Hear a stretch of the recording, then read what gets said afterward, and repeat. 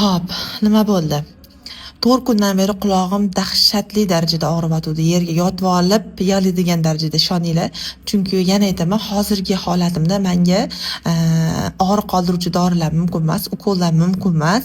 Faqatgina sabr dedilar. Vrachim sabr qilasiz dedilar. Soliha olib tashlang, zulugim tushdi. Hozir ko'rsatib beraman qizlar. Ay. Mana isbot kakra tushib qoldi zulugim. Xo'p, mana o'sha qulog'imda ishlab tushdi. Paxta tiqib qo'ying, qon oqib ketmasin.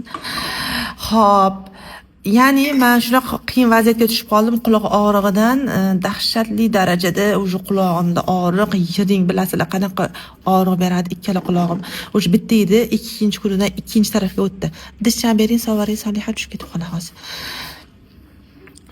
Xo'p, mana bular o'sha utilizatsiya qilinadi, ishlatilmaydi boshqa. Voy xudoyim, alhamdulillah.